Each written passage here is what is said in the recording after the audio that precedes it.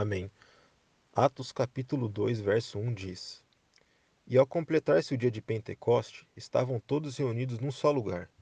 De repente, veio do céu um barulho, semelhante a um vento soprando muito forte.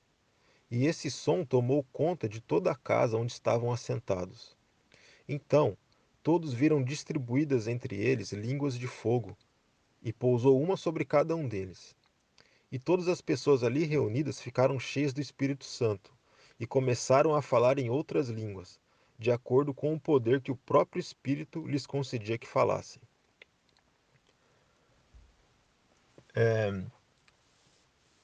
Um dos títulos ao qual Deus é identificado desde o Antigo Testamento é Senhor dos Exércitos, que é aquele são chamados os títulos geovísticos, né? Que já foi tanto abordado, esclarecido nos seminários, nas pregações, que era quando Deus se manifestava de uma determinada forma e o povo, de acordo com aquela operação que Deus realizava, dava um nome, né? Por exemplo, Jeová Rafá, Jeová Tsiquenu, enfim. E tem um desses títulos que é muitas vezes repetida na Escritura, que é o termo o Senhor dos Exércitos, né? E quando nós analisamos esse termo, nós conseguimos entender que ele é o Senhor da guerra, é o Senhor que guerreia, que peleja, é o que comanda, né? E quando nós falamos em guerra, inevitavelmente nós falamos em estratégia.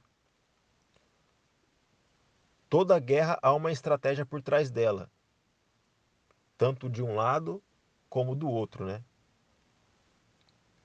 De ambas as partes que estão guerreando. E a estratégia, ela é fundamental para que haja um vencedor na batalha, nessa guerra, nessa batalha em questão. Não necessariamente quem tem o maior exército vence, mas necessariamente quem tem a melhor estratégia vence. Se não fosse assim, a igreja já teria acabado, porque a igreja sempre foi a minoria e está de pé até hoje. Então, quando alguém, uma mente, traça uma estratégia, ele procura analisar quais são os recursos, as ferramentas que tem, as armas, e como que ele vai utilizar da melhor forma para poder obter o resultado esperado. E não só isso também.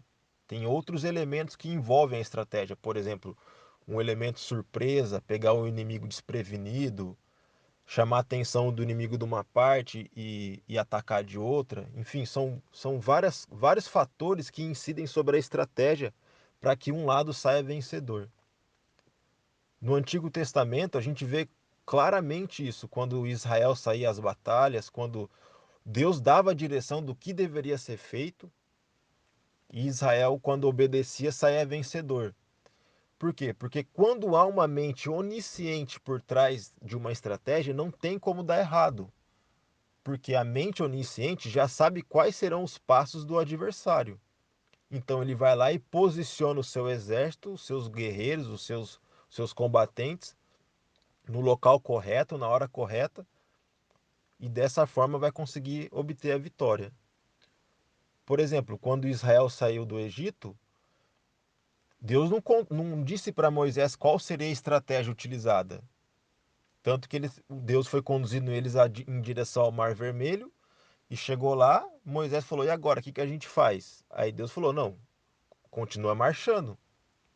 Aí o mar abriu, o Egito foi tentar atravessar o mar, afogou o exército do Egito no Mar Vermelho. Ou seja, somente a mente de Deus poderia ter traçado essa estratégia. E, no caso, Israel não tinha conhecimento do que aconteceria. Então, nem sempre nós, ou os guerreiros, os combatentes, os soldados, têm conhecimento da estratégia que está sendo tomada para que a vitória seja alcançada. O importante, o essencial, na verdade, em uma guerra, num exército, não é primeiramente aprender a manusear armas. A primeira coisa e o mais importante é aprender a obedecer, é se submeter. Porque um estrategista nem sempre vai dizer para todo o pelotão, para todo o exército, como que vai ser, como que a missão vai proceder, como que ela vai se desenrolar. Então, às vezes, um soldado ele vai fazer uma coisa, depois ele vai ter que fazer só aquilo e ficar e manter a posição dele, porque vai vir um outro e vai fazer alguma outra coisa, e assim por diante. Se tiver soldados insubmissos, vai dar errado, não vai dar certo, eles não vão conseguir alcançar a vitória. Até porque o estrategista ele não está no campo de batalha. Ele está conduzindo as peças, é como um jogo de xadrez.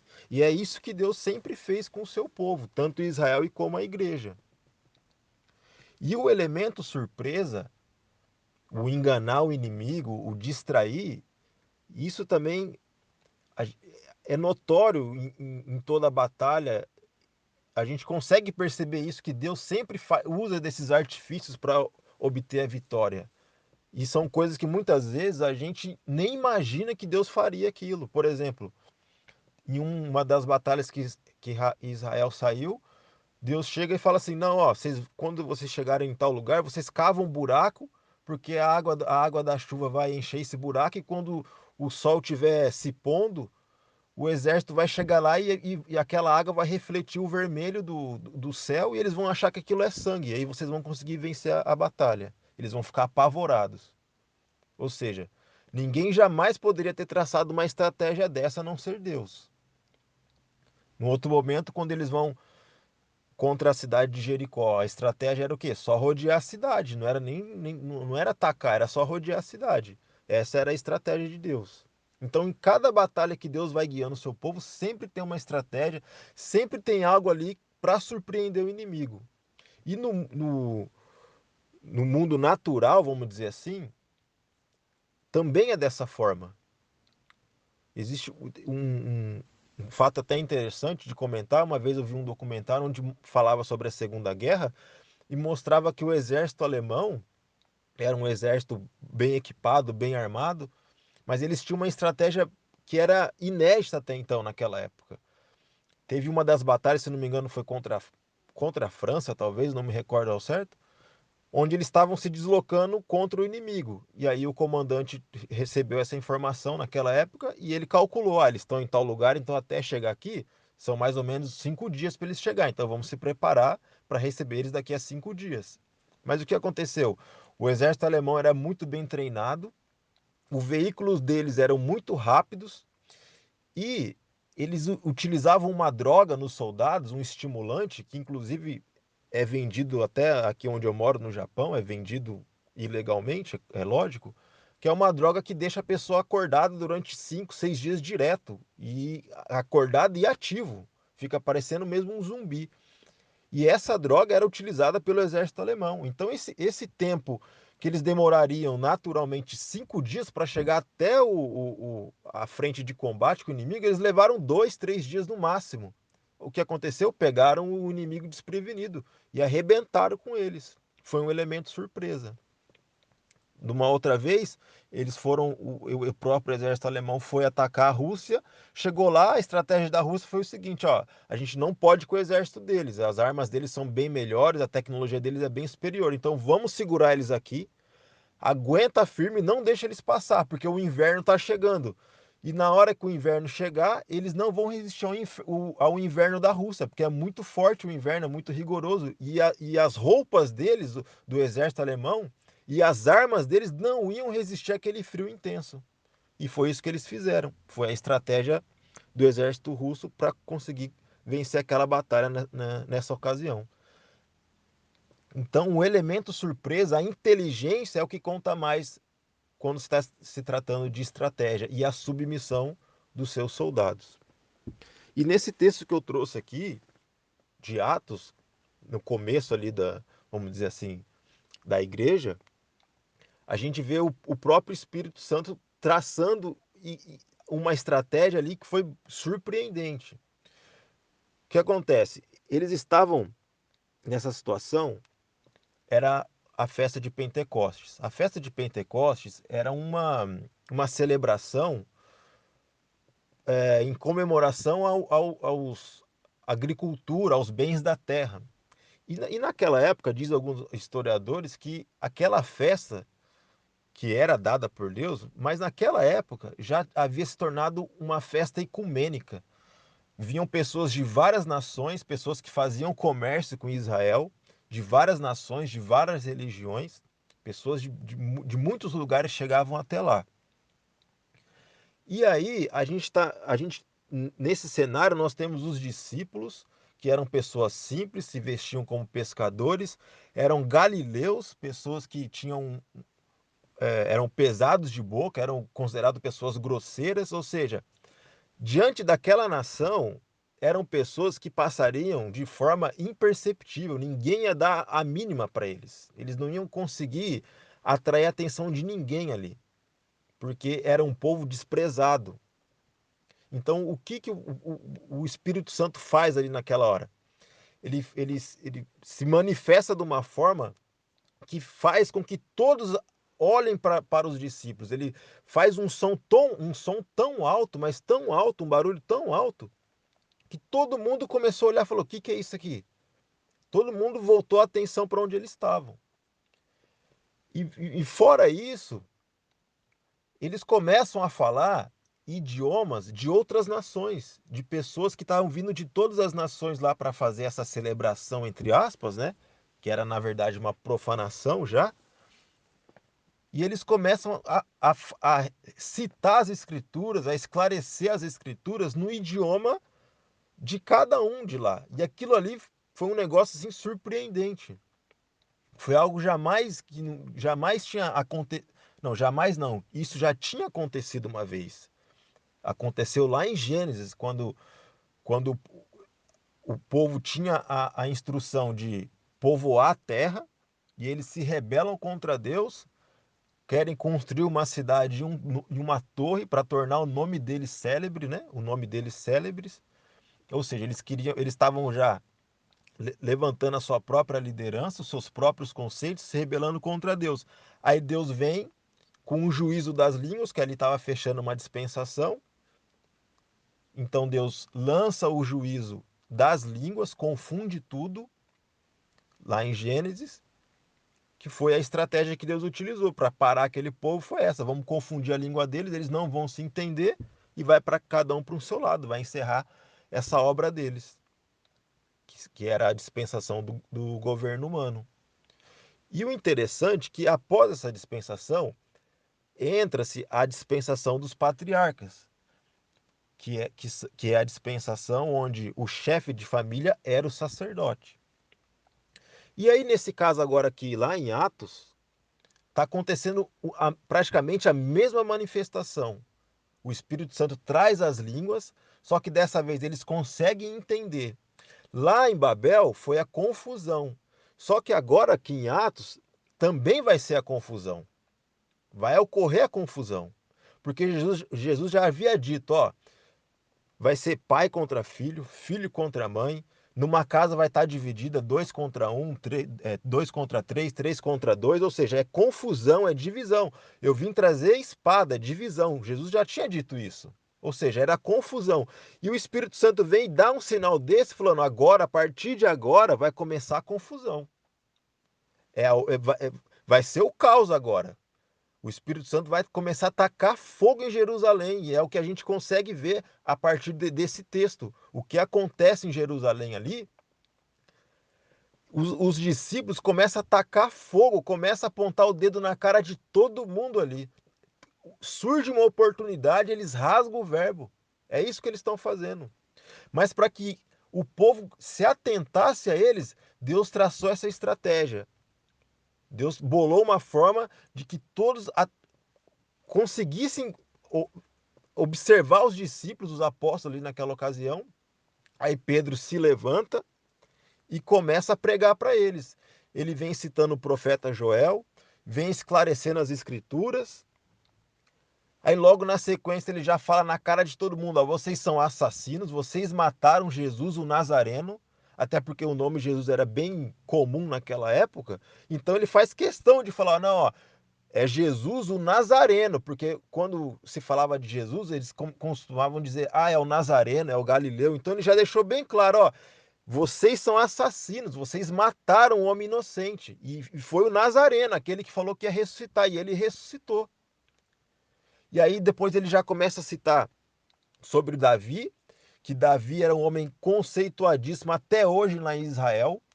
Davi é um homem que eles colocam assim lado a lado com os patriarcas, para você ter ideia de como Davi é conceituado lá até hoje. E ele começa a citar as profecias que o próprio Davi falou de Jesus, fazendo referência ao Messias. E Pedro vai jogando na cara deles tudo isso, dando uma aula de Bíblia para eles, uma aula de escritura. E depois no final ainda fala: vocês são assassinos. Vocês são canalha, assassino, vocês mataram um homem inocente.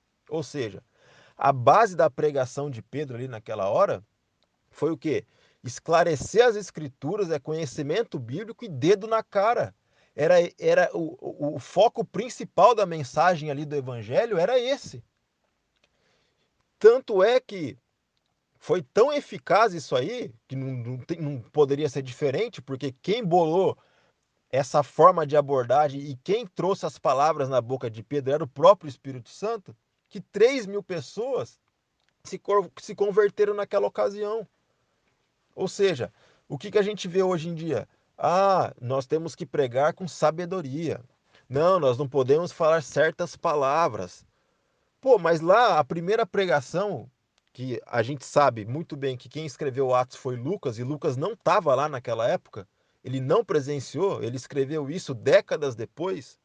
Então ele escreveu esse texto aqui tá bem de forma resumida, e com certeza eu tenho a mais absoluta certeza que quando Pedro se levantou ali para pregar, ele rasgou o verbo, ele falou palavrão, ele escandalizou todo mundo. Sabe por quê? Porque ele está falando de um homem que ele andou lado a lado com aquele homem, que era Jesus. Ele sabia muito bem quem era Jesus, o que Jesus fazia, o que Jesus ensinava. E ele sabia muito bem o que fizeram com o homem inocente. E o que acontece quando nós começamos a falar de uma pessoa que é correta, uma pessoa que é justa e sofre uma injustiça? Começa a brotar dentro de nós um sentimento, uma raiva, uma ira, dependendo da situação, do caso que acontece. E da nossa boca a gente sai palavrão mesmo, sai palavra pesada. Isso acontece, isso é do ser humano. Então você imagina Pedro naquele momento ali, o que ele não falou para aquele povo? Pedro arregaçou com todo mundo ali. Aquilo que Lucas escreveu ali é só um resumo meio que por cima do que Pedro falou. E ele apontou o dedo na cara mesmo, apontou o dedo na cara de todo mundo. E apontou, jogou os pecados na cara de todo mundo, falou: e é isso aí, vocês têm que se arrepender. Como é que Pedro ia falar assim: pô, vocês têm que se arrepender? Eles iam falar: mas do quê? Do que a gente tem que se arrepender? Não, é isso aí, vocês são assassinos, vocês são canalhas, sem vergonha. É isso que vocês são, vocês mataram um homem inocente. Então essa era a pregação. Bom, eu não sei vocês, mas quando eu conheci Geração Jesus Cristo, essa foi a pregação. Foi assim que eu me converti. Eu pensava que conhecia um tal de evangelho. Só que quando a primeira vez que eu ouvi o mestre pregar, foi o quê? Ele veio pregando, veio falando de conhecimento das escrituras, foi esclarecendo, esclarecendo, foi jogando na minha cara um monte de coisa. Aí o Espírito Santo vem e fala assim: e aí, se arrepende, cara. Tá vendo? Você é pecador, você vai morrer, você tá ferrado. O que você vai fazer agora? Escolhe, o que você vai fazer? É aí, decide. É isso, é dedo na cara. Não é essa a pregação? Não é esse o caráter aí da pregação de hoje em dia? Da restauração? É conhecimento bíblico e dedo na cara? É o que era pregado lá. É por isso que foi dado aquele sinal no início das línguas. Era confusão. A partir de agora, o Espírito Santo ele está caçando confusão. Ele tá bolando um meio de chamar a atenção das pessoas e arrebentar com todo mundo, porque é assim que as pessoas iam tomar vergonha na cara. Eles iam saber da cagada que eles fizeram, que eles eram dignos de morte, de ter assassinado um homem inocente. Era a única forma deles saber que eles tinham que se arrepender. E aí, nessa ocasião, como comentei, e o texto diz que 3.000 pessoas foram salvas, 3.000 pessoas se converteram. E tem um bando de babaca, de otário, de pastorzinho vagabundo, sem vergonha. Não, nós fizemos aqui 5 almas, levamos para Jesus. Mentira! Levaram 5 almas para o inferno, se converteram a Satanás. Estão ouvindo palavras que agradam os ouvidos, palavras açucaradas. Não tem conversão, não tem evangelho, é patifaria, não tem. O Espírito Santo não está nisso, não tem verdade nas palavras, não tem estratégia nenhuma. Eles não são soldados submissos à ordem de Deus. Eles querem traçar a própria estratégia, o próprio plano e começa a pregar essa imundícia, essa abominação que eles pregam hoje. Não tem nada de evangelho, é um lixo. É nojento, só de lembrar me dá nojo de lembrar esse lixo que eles pregam por aí. É uma desgraça isso. É terrível. Então, voltando aqui, o que acontece? Eles pregam, eles estão pregando ali no templo, na frente, debaixo do nariz dos sacerdotes, eles não estão nem aí com os sacerdotes, eles estão pregando para todo mundo ver. E a pregação deles é essa, é apontar o dedo na cara. Aí depois desse relato, o que aconteceu? Pedro e João tá se dirigindo novamente ao templo e tem um cara aleijado lá, um mendigo aleijado. Aí o cara pede uma esmola, como a gente conhece a história, ele fala: não, não tem ouro nem prata, em nome de Jesus levanta e anda. Pronto. Fez um sinal, um milagre ali, chamou a atenção de todo mundo, falou: ué, o que está acontecendo? Todo mundo começou a olhar: ué, o que é isso aqui? Aí o que acontece? Pedro se levanta de novo e aponta o dedo na cara de todo mundo, chamando todo mundo de assassino, sem vergonha, vagabundo, se arrepende, cita a escritura, cita Abraão, Isaac e Jacó, cita, arregaça, dá uma aula de Bíblia para todo mundo, faz todo mundo se calar e joga o pecado da cara de todo mundo. Fala, ele menciona que Jesus ele ressuscitou, ou seja, a obra que ele pregou, tudo aquilo que ele falou é verdade, nós somos testemunha disso, ou seja, a gente está apostando a vida no que a gente está falando, porque um testemunha era isso, se uma pessoa se apresentasse como testemunha e mentisse, ele já era, ele estava correndo risco de morte. Então, quando alguém chega e fala: não, eu sou testemunho disso, ou seja, eu aposto a minha vida nisso que eu estou falando. E quem na nossa era tem essa retórica? Quem na nossa geração tem essa retórica? Eu não conheço, fora da geração de Jesus Cristo, ninguém que fala dessa forma. Não existe. Não existe. É impossível. Você não vai encontrar nenhum segmento religioso, nenhum conglomerado de pessoas que fala: eu aposto a vida no que eu estou falando. Ninguém fala isso. Sabe por quê? Porque a estratégia do passado do Espírito Santo, ele encontrou um povo agora, através do nosso mestre, que ele conseguiu dar continuidade à estratégia inicial lá de trás. E é isso que está acontecendo. É isso que está acontecendo agora nos nossos dias. O plano inicial, a estratégia principal, que começou lá com os primeiros discípulos, vai ser finalizada agora conosco. É a mesma retórica, é a mesma pregação. E aí, a gente vê o Pedro se levanta, prega da mesma forma e os sacerdotes vão lá e prende eles. Aí já é final de tarde, prenderam eles. No outro dia, o que vocês estão falando aí, não sei o quê. Aí Pedro e João arrebenta com eles, não tá nem aí, joga na cara deles que eles são assassinos. Eles falam de uma tal forma que ali no relato bíblico diz o seguinte, que eles ficaram perplexos, ou seja, eles não esperavam ouvir o que eles ouviram. Jamais eles esperavam ouvir aquilo lá. Pedro e João arrebentou, escrachou os sacerdotes, mas arrebentou com eles. Falou palavrão, arregaçou, falou que eles são assassinos, jogou na cara deles que eles são assassinos. E interessante que Pedro cita aquela quando Jesus ele fala daquela parábola da vinha, onde os próprios sacerdotes identificaram que Jesus estava falando deles, que eles reconheceram quem era o herdeiro da vinha, né?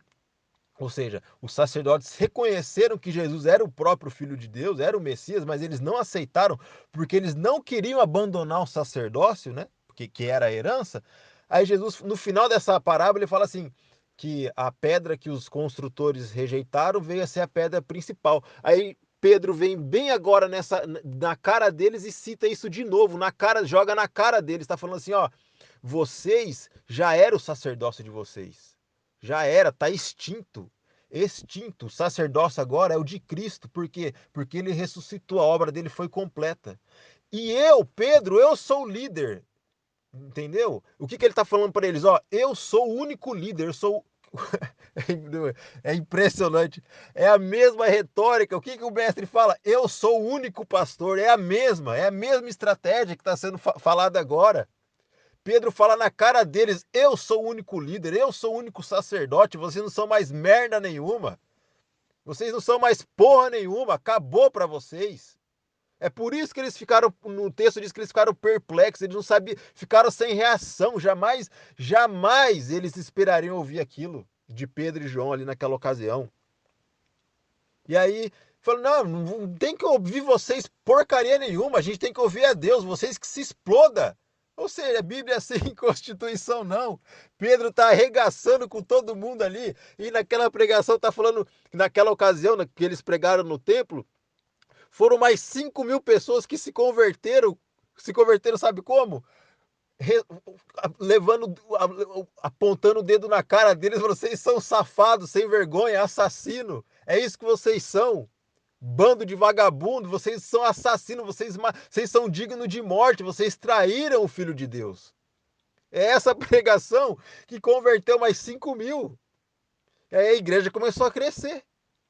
Começou a crescer. Ora, hoje, eu falo, mas hoje, Thiago, a gente não vê milagres, sinais e não sei o quê. Não, a estratégia é chamar atenção, de alguma forma, a atenção é atraída para nós hoje, e quando atentam para nós, a palavra sai rasgando, mas sai arrebentando. É muita verdade, é nua e crua. Uma coisa que eu tenho observado já há algum tempo, acredito que os irmãos já também tenham observado isso. Presta atenção nos títulos dos vídeos que o mestre lança. Quando a pessoa lê aquele título, ela fica hipnotizada, ela quer saber do que é aquilo ali. Ou seja, é o Espírito Santo atraindo a pessoa. Está atraindo a pessoa falando, que negócio é esse aqui? Deixa eu assistir esse negócio aqui. Aí na hora que a pessoa começa a assistir o vídeo, é espada, é punhal, é tudo, vai fatiando a pessoa de um jeito que o Espírito Santo fala assim, e aí, seu sem vergonha, se converte ou vai pro inferno? A minha parte eu tô fazendo, eu tô te convencendo, agora é contigo. O problema é teu. É assim. Lembra de um vídeo que o mestre lançou? Chamava Lista Satânica? Cara, aquele vídeo, quando batia em comunidade evangélica, todo mundo assistia. Por quê? Porque os falsos crentes, né? Os idiotas da vida, né? Que são tudo tapado. Quando eles viam aquele título Lista Satânica, o que eles pensavam? Ah, eu achei que estava falando sobre as religiões do espiritismo, da macumba. Ah, não, mas está falando das igrejas.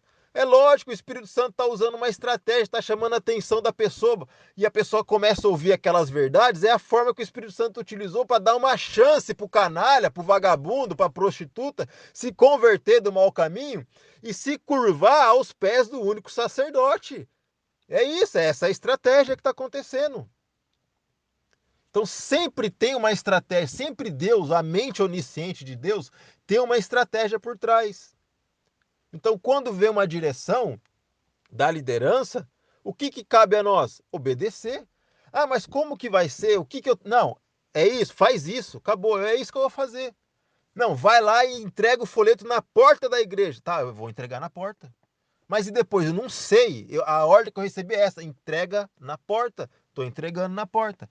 Não, vai lá e entrega na porta da escola, próximo da escola. É no sinal, é no. Vai lá, faz isso. Por quê? Porque o depois, a mente da estratégia já está traçada. Você tem que só fazer a tua parte. O resto é Deus quem faz. É assim que funciona.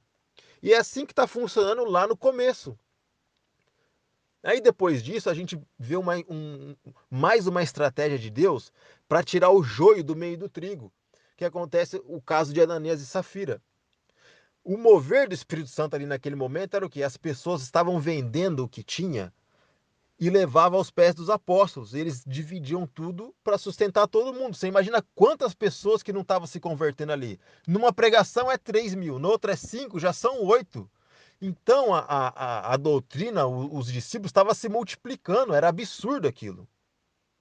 Tanto é que eles dizem, pô, vocês estão enchendo, os sacerdotes dizem numa ocasião, vocês estão enchendo Jerusalém dessa doutrina aí de vocês. Ou seja, o negócio está fervendo. Como diz hoje, o pau está fechando lá em Jerusalém. O negócio está pegando. Por quê? Porque tá todo mundo se convertendo com a pregação dos doidos que tá apontando o dedo na cara de todo mundo. E aí, para conseguir manter o povo, tá, o Espírito Santo faz aquele mover e as pessoas começam a entregar os seus bens aos pés dos discípulos. Aí Ananias e Safira, os canalhas sem vergonha, vagabundo, vai lá e vende a propriedade, retém parte do dinheiro e vai lá diante de Pedro. Aí Pedro fala assim, ó, por que você tentou mentir para o Espírito Santo? Mas espera aí, Ananias falou para Pedro. Aí Pedro fala assim, ó, por que você está mentindo para o Espírito Santo? Sabe o que isso significa? Eu sou Deus. Eu sou Deus, cara. Você está mentindo para mim. Você está mentindo para o Espírito Santo, seu louco. Você vai morrer, morre, desgraçado. É isso, Pedro está falando, eu sou Deus. Não é o que está sendo dito agora, nos nossos dias? É a mesma estratégia, é o mesmo mover, é o mesmo espírito. Só que, infelizmente, a igreja, como fez aliança e todo mundo sabe, caiu. E a estratégia não pôde ter tido continuidade. Deus não conseguiu dar continuidade na estratégia dele. Porque a igreja fez aliança, mas não podia fazer aliança, era guerra. A declaração de guerra foi pública. Jesus falou: ó, eu edifico a minha igreja contra as portas do inferno. Foi público, ó, tá decretada a guerra. Agora é confusão, é dissensão. O pau vai fechar agora. Mas não com armas, mas com as palavras. E era isso que estava acontecendo. Então, voltando aí ao assunto de Ananias e Safira, foi a estratégia de Deus para limpar o joio e para dar um belo exemplo para toda aquela comunidade dos cristãos, dos primeiros cristãos ali, para deixar um belo do exemplo, para mostrar quem que estava mandando mesmo. E aí depois disso a gente vê que os discípulos relata o seguinte, que eles vão orar e pedem para Deus, ó, multiplica os sinais, os milagres no nosso meio e a nossa intrepidez para a gente continuar dando testemunho. Ora, eles perceberam, ó, quando acontece um sinal, todo mundo vem até nós e a gente prega e o povo está se arrependendo. Então, Deus, multiplica os sinais. Por quê? Porque a gente quer que as pessoas cheguem até nós e a gente vai apontar o dedo na cara de todo mundo. É isso que eles estão querendo, é isso que eles estão pedindo. E é isso que Deus faz. Aí os sinais se multiplicam. Pedro, a sombra dele curava, vem todo mundo de fora de Jerusalém. E para os discípulos curarem as pessoas, realizavam sinais, prodígios, maravilhas. Os sacerdotes ficaram morrendo de inveja e mandaram prender os apóstolos. Aí vai lá de noite um anjo, solta eles e fala o seguinte: ó, volta lá para o templo, na cara de todo mundo dos sacerdotes, volta lá e continua pregando as palavras dessa vida. Ou seja, continua, esclarece as escrituras, mas não deixa de jogar na cara deles que eles são assassinos. Porque eles falaram para Jesus, ó, falaram lá para Pilatos, ó, caia sobre nós o sangue desse justo. Aí quando eles vão interrogar os apóstolos, eles falam assim: vocês estão querendo jogar sobre nós o sangue desse tal Jesus aí? Ué, mas foram eles que pediram, eles falaram, joga sobre nós, caia sobre nós e nossos descendentes o sangue desse cara aí. Então tá bom, o Espírito Santo tá jogando, já começou a jogar mesmo, começou a colocar a culpa neles. E a história mesmo prova que eles pagaram e estão pagando e vão pagar ainda pelo sangue desse inocente aí, que eles falaram, não, caia sobre nós. Eles pediram, os apóstolos estão jogando sobre eles. É isso que está acontecendo. Então essa aí era a estratégia que Deus estava utilizando naquela hora, que é uma estratégia perfeita, não precisava acrescentar nem modificar nada, porque quem bolou essa estratégia foi uma mente onisciente, não precisava acréscimo. Cabia à igreja andar nos mesmos passos, fazer as mesmas coisas. Era isso que tinha que acontecer. Ué, o evangelho já estava se espalhando ali no Oriente Médio, já estava todo impregnado de cristão, já estava começando a adentrar a Ásia, o norte da África. Ué, o começo ali da parte que a gente hoje conhece como Europa, já tava infestando, já espalhando absurdamente o evangelho. Porque essa era a estratégia, tinha que ser assim. O Espírito Santo ia bolando situações para que as pessoas atentassem à palavra, e quando vinha a palavra, vinha a verdade nua e crua, e as pessoas se arrependiam. O Espírito não diz lá na primeira pregação de Pedro, fala assim, e o coração deles ficava em agonia. Ou seja, o Espírito Santo chegou, testificou da verdade, como se fosse uma onda de um mar bravio batendo num castelo de areia, arrebentando, falando, não, e aí? É isso aí, cara. Se arrepende. Essa é a verdade, nua e crua. Não tem massagem, não tem blá blá blá, não tem diz que me disse. É isso, cara. Se arrepende. Você é assassino, você matou um inocente, cara. Entendeu? Você vai pro inferno, é isso aí. É isso aí. E aí, o que acontece? A gente sabe que a igreja, ela fez aliança, caiu, virou essa prostituição que é até hoje. Só que a gente também sabe que se isso não tivesse acontecido, a igreja teria dominado o mundo. A igreja teria dominado o mundo. Provavelmente, porque o evangelho se espalhou rápido. O que ia acontecer? A igreja ia dominar o mundo, que era o plano inicial com Israel, ser a nação sacerdotal, agora ia ser com a igreja, mas como a igreja tá tipo, Israel tipifica a igreja, caiu. Mas vamos supor que não tivesse caído. O que aconteceria? A igreja ia dominar o mundo, provavelmente Jesus já até teria voltado, não precisaria demorar tanto tempo, um milênio já teria acontecido, e talvez nós, a nossa geração atual, nem existiria, nem viria à existência. Nós nem teríamos nascido. E quando eu paro para pensar nisso, eu lembro daquele louvor que diz que não passe de nós o seu espírito. Daí ele fala assim: que não seja preciso que se levante outra geração que vá adiante. Venha sobre nós o seu espírito e realize o seu querer, alguma coisa assim. Ou seja, que não seja preciso que se levante outra geração. Aí eu paro e penso, pô, se o plano inicial de Deus poderia ter sido teria cumprido, e talvez eu nem teria vindo à existência, e hoje eu estou aqui, se eu paro e começo a pensar nisso, a responsabilidade sobre nós, sobre mim, eu falando de mim, ela pesa mais ainda. Porque eu estou aqui, hoje, nós estamos aqui, porque os cristãos do passado fracassaram. Então teve que levantar essa geração atual. E se a gente fracassar, vai ser necessário de levantar outra geração. Então, por isso que no louvor fala, ó, que não seja preciso, se levante outra geração, que nós possamos cumprir o plano, a estratégia traçada, nós temos que cumprir essa estratégia, nós temos que levar a cabo até o final. Porque se a gente fracassar, vai levantar outra geração. E eu lembro muito bem de uma experiência que o mestre conta, tanto nos seminários como nas pregações, daquele jovem que desde criança ele recebia uma carta. E na carta dizia assim: todos podem cair, menos você. E ele sempre recebia essa carta: todos podem cair, menos você. Pô, quando eu vi isso pela primeira vez, eu falei: pô, eu sou essa pessoa. E eu trouxe isso para minha vida. Pô, todo mundo pode cair, menos eu. E quando um irmão meu chega e entende isso, fala: todo mundo pode cair, menos eu, pô, já somos dois. Se outro entende e começa a viver dessa forma, pô, já somos três. Entendeu? Por quê? Porque nós não podemos deixar que essa estratégia de Deus, essa guerra que foi iniciada há 2.000 anos atrás, que ela esfrie, que ela acabe. E nós sabemos que não vai acabar.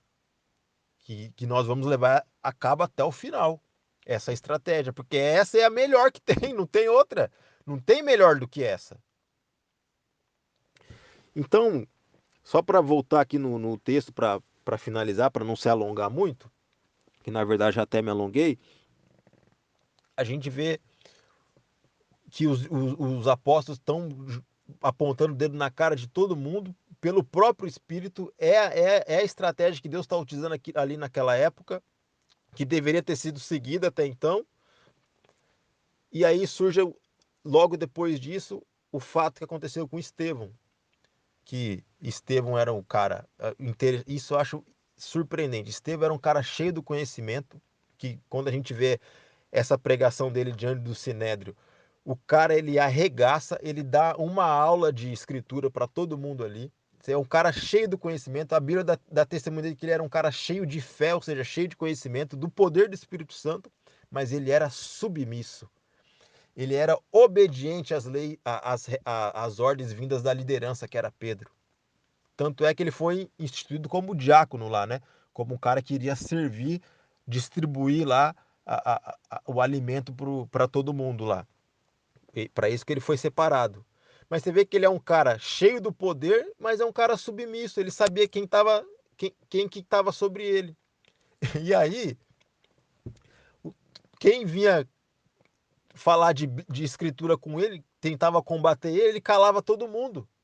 O cara era o Espírito Santo fluindo na mente do cara, ele falando, todo mundo se calava. Aí o pessoal se levanta com inveja, vai lá e fala. O que aconteceu com Estevão é igualzinho o que aconteceu com Jesus. Ele realmente foi um servo igual ao seu Senhor. Você vê que, por inveja, mentiram, levaram ele ao sinédrio com base numa mentira. E aí ele vai lá no sinédrio, dá uma aula para todo mundo, começa a contar a história do povo dele com detalhes impressionantes. Se isso está aqui, que o Lucas escreveu, imagina o que ele não falou lá na hora. Deve ter deixado todo mundo, como diz ali, perplexo, todo mundo de boca aberta. E aí ele começa a falar, começa a citar a escritura, aí ele começa a citar o pecado do povo, e depois ele começa a jogar na cara do povo também, igual Pedro, igual o líder dele, fazendo igualzinho o exemplo que Pedro estava dando, o Estevão estava seguindo. Começa a jogar na cara deles o pecado deles, falando que eles são assassinos, que eles crucificaram Jesus, que eles mataram um homem inocente. Aí eles pegam, rangem os dentes, a Bíblia diz que eles rangem os dentes, eles ficaram com tanto ódio que eles não conseguiram se segurar. E aí eles tiram as vestes de Estevão, assim como também tiraram a de Cristo, lançam ele fora da cidade como lançaram Cristo, e ali eles matam a Estevão. E ele diz que conseguiu ver Jesus ao lado de Deus, que creio eu que, eu não sei qual, mas de alguma forma ele conseguiu identificar Deus ali. Nós sabemos que Deus habita em luz inacessível, mas, enfim, o que aquele homem fez ali foi surpreendente mesmo. Então ele segue o exemplo que ele estava tendo ali, a direção que o Espírito Santo estava dando através da liderança de Pedro e dos apóstolos. Ele segue a mesma e é martirizado, e é essa glória e é esse exemplo que é para nós nos nossos dias. Então, irmãos, eu vou finalizando por aqui, e a lição que fica para mim é que a estratégia, quem traça é Deus. Ele sempre tem uma estratégia. E cabe a nós sempre obedecer, independente da situação. Porque na maioria das vezes a gente não sabe o que vai acontecer depois. Mas a mente onisciente, que já traçou essa estratégia, ela sabe o que vai acontecer. Seja pela vida ou seja pela morte. Mas no final, o nosso objetivo é glorificar o nome do Senhor. Amém. Até aqui.